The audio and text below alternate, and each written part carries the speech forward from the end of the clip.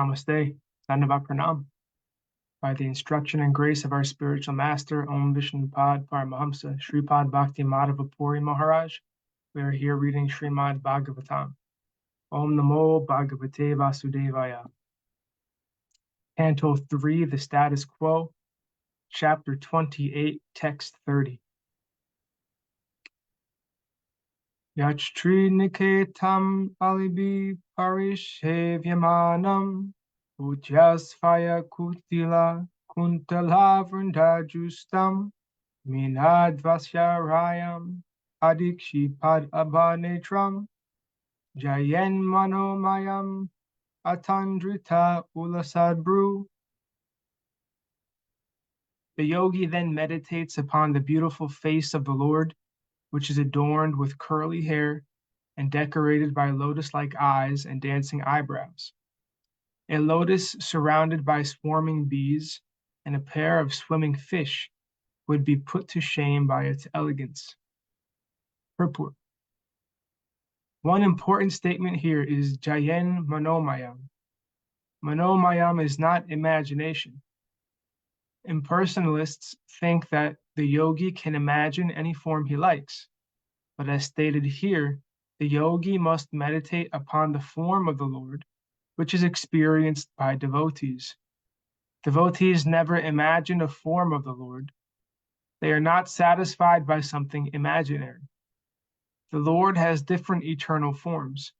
Each devotee likes a particular form, and thus engages himself in the service of the Lord by worshiping that form. The Lord's form is depicted in different ways according to scriptures. As already discussed, there are 8 kinds of representations of the original form of the Lord. These representations can be produced by the use of clay, stone, wood, paint, sand, etc., depending upon the resources of the devotee. Manomayam is a carving of the form of the Lord within the mind. This is included as one of the 8 different carvings of the form of the Lord. It is not imagination. Meditation on the actual form of the Lord may be manifested in different manners, but one should not conclude that one has to imagine a form. There are 2 comparisons in this verse. First, the Lord's face is compared to a lotus, and then his black hair is compared to humming bees swarming around the lotus, and his 2 eyes are compared to fish swimming about. A lotus flower on the water is very beautiful when surrounded by humming bees and fish. The Lord's face is self-sufficient and complete. His beauty defies the natural beauty of a lotus. Text 31. Tasyavalokam adikam kripayati gora tapatrayorpasamana yanistram akshano snigdhasmitanu gunitam vipula prashadam jayachchiram vipula pavanaya guyam. The yogis should contemplate with full devotion the compassionate glances frequently cast by the Lord's eyes, for they soothe the most fearful threefold agonies of his devotees. His glances, accompanied by loving smiles, are full of abundant grace. Purport. As long as one is in conditional life in the material body, it is natural that he will suffer from anxieties and agonies. One cannot avoid the influence of material energy, even when one is on the transcendental plane. Sometimes disturbances come, but the agonies and anxieties of the devotees are at once mitigated when they think of the Supreme Personality of Godhead and his beautiful form, or the smiling face of the Lord. The Lord bestows innumerable favors upon his devotee, and the greatest manifestation of his grace is his smiling face, which is full of compassion for his pure devotees.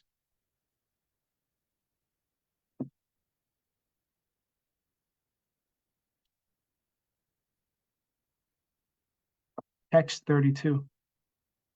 Asamharar avanata kila lokativra Sokashru Saghara Visho Shanam Atyudaram Samohanaya Rachitam Nijamaya Yasya Rumandalam Muni Krite Makaradvajasya.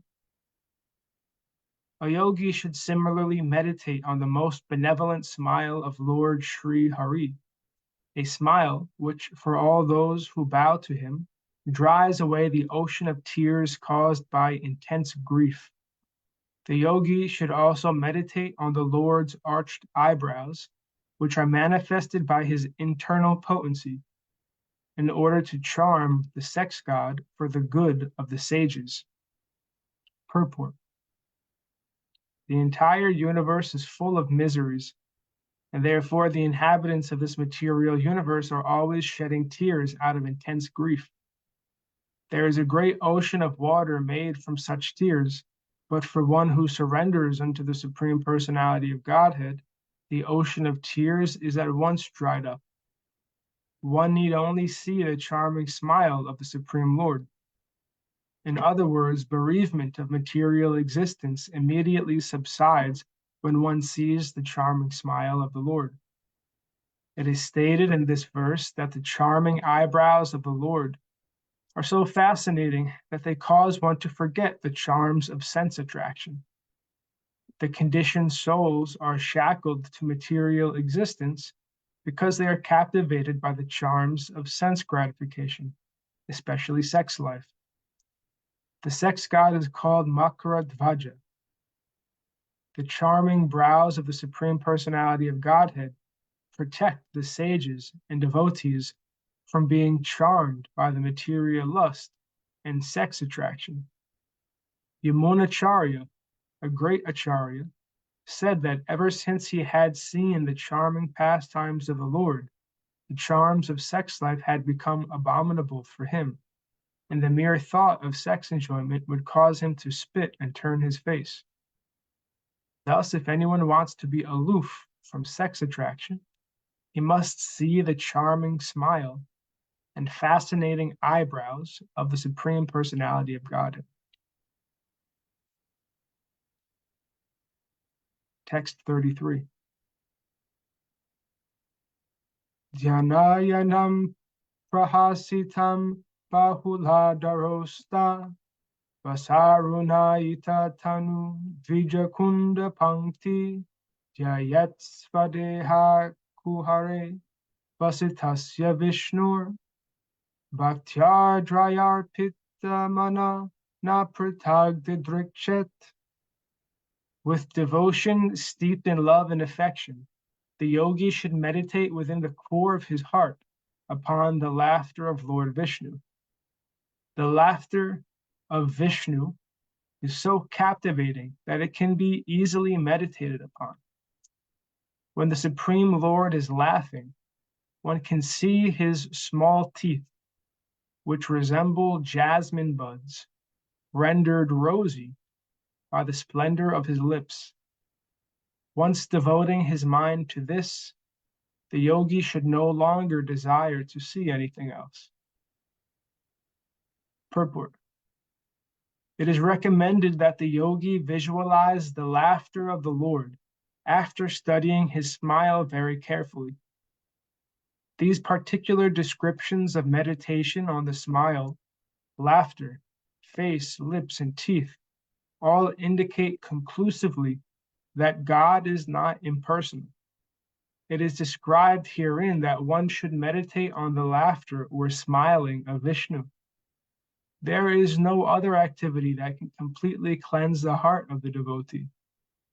The exceptional beauty of the laughter of Lord Vishnu is that when he smiles, his small teeth, which resemble the buds of jasmine flowers, at once become reddish, reflecting his rosy lips.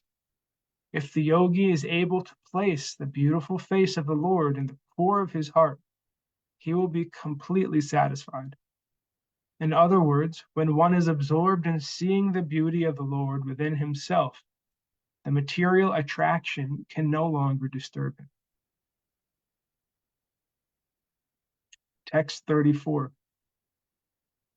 Evam haro bhagavati pratilabdha bhavo bhaktyadravadridhaya utpulaka pramodat outkaunthya baspa kalaya mohur arjamanas tachchapi chitta barisam sanakar vikyunte.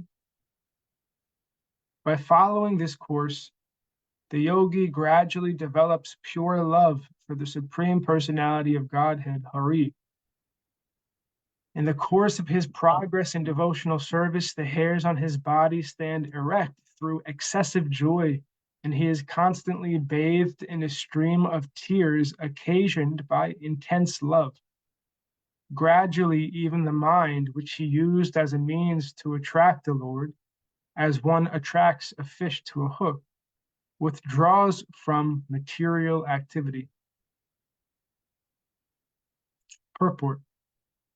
Here it is clearly mentioned that meditation, which is an action of the mind, is not the perfect stage of samadhi or absorption. In the beginning, the mind is employed in attracting the form of the Supreme Personality of Godhead, but in the higher stages, there is no question of using the mind. A devotee becomes accustomed to serving the Supreme Lord by purification of his senses. In other words, the yoga principles of meditation are required as long as one is not situated in pure devotional service. The mind is used to purify the senses, but when the senses are purified by meditation, there is no need to sit in a particular place and try to meditate upon the form of the Lord. One becomes so habituated that he automatically engages in the personal service of the Lord. When the mind forcibly is engaged upon the form of the Lord, this is called nirbija yoga, or lifeless yoga. For the yogi does not automatically engage in the personal service of the Lord. But when he is constantly thinking of the Lord, that is called sabija yoga, or living yoga. One has to be promoted to the platform of living yoga. One should engage in the service of the Lord 24 hours a day, as confirmed in Brahma Samhita. The stage of pramanjanam chorita can be attained by developing complete love. When one's love for the Supreme Personality of Godhead in devotional service is fully developed, one always sees the Lord, even without artificially meditating on his form. His vision is divine because he has no other engagement. At this stage of spiritual realization, it is not necessary to engage the mind artificially. Since the meditation recommended in the lower stages is a means to come to the platform of devotional service, those already engaged in the transcendental loving service of the Lord are above such meditation. This stage of perfection is called Krishna consciousness. Text 35. Muktasrayam yarhi nivir sayam viraktam nirvanam rachati mana sahasayatarchi atmanam atra purusho vyavadhanam ekam anvikshate pratinivritta guna pravaha. When the mind is thus completely freed from all material contamination and detached from material objectives, it is just like the flame of a lamp. At that time, the mind is actually dovetailed with that of the Supreme Lord and is experienced as one with him, because it is freed from the interactive flow of the material qualities.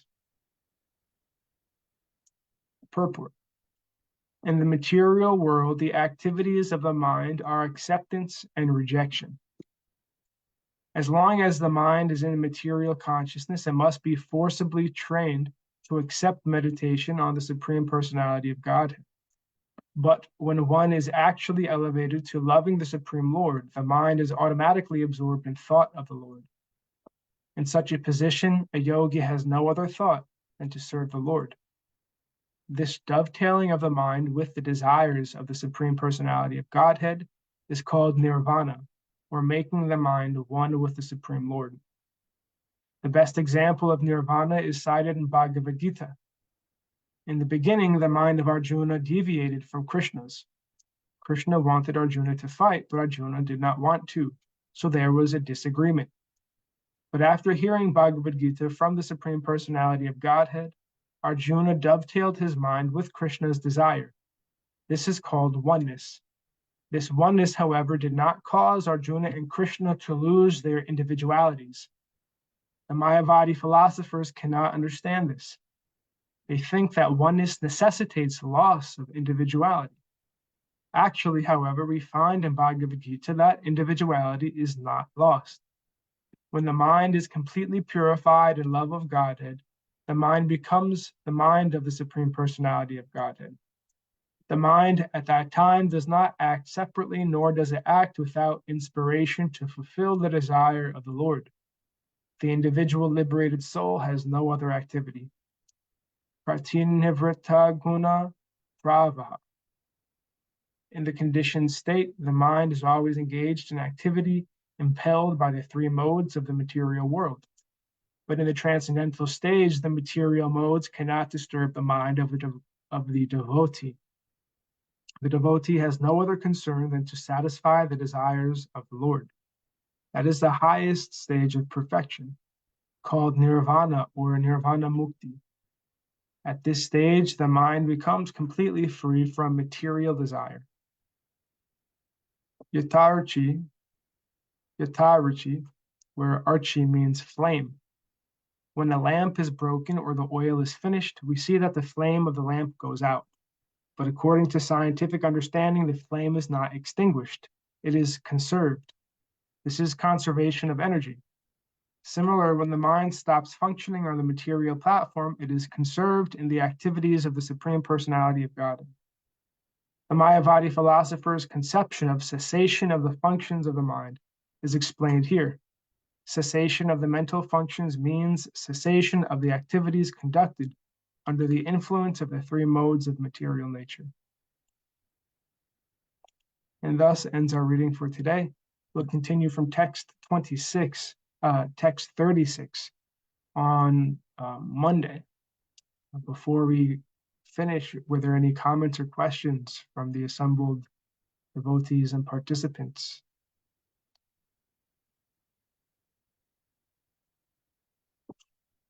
Jai Om Vishnupad Paramahamsa Sripad Bhakti Madhava Puri Maharaj Ki Jai. Jai. Jai Srila Guru Maharaj, Jai Srila Prabhupada, Srila Guru Maharaj, Srila Gurudev, Srila Acharya Dev, Srila Shanta Maharaj Ki Jai. Jai. Jai Rupanuga Guru Varga Ki Jai. Jai. All glories to the assembled devotees, all glories to the worldwide devotees, Sama Bhaktiveda Vrinda Ki Jai. Jai. Jai Navadvipam Ki Jai, Nishingapuri Dham Ki Jai, Mayapur Dham Ki Jai. Jai. Puri Dham Ki Jai. Baladev Sripad Jagannath Ju Ki Jai. Jai. Mai Yamuna Mai Ki Jai. Jai. Vrindavan Ki Jai. Jai. Gupta Govardhan Dham Ki Jai. Jai. Radhakund Ki Jai. Jai. Tulsi Devi, Bhakti Devi, Vrinda Devi Ki Jai. Jai.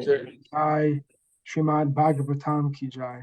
Jai. Jai Harinam Sankirtan Yagya Ki Jai. Jai. Scientific Sankirtan Yagya Ki Jai. Jai. Princeton Bhaktivedanta Institute Ki Jai. Jai. Adya Saraswat Institute Ki Jai. Jai. Adya Saraswat Mat Ki Jai. Nitai Gaur Premani Hari Hari. Hari Hari Bol. Jai Shrimati Uma Devi Dasi Ki Jai. Jai. Jai Rajit Prabhu Ki Jai. Hare Krishna. Jai. Shripad Krishna Keshav प्रभु जी की जय। Gurudev. My Dhanava pranams. Hare Krishna. धन्यवाद प्रभु। धन्यवाद। Didi. Hari Bol.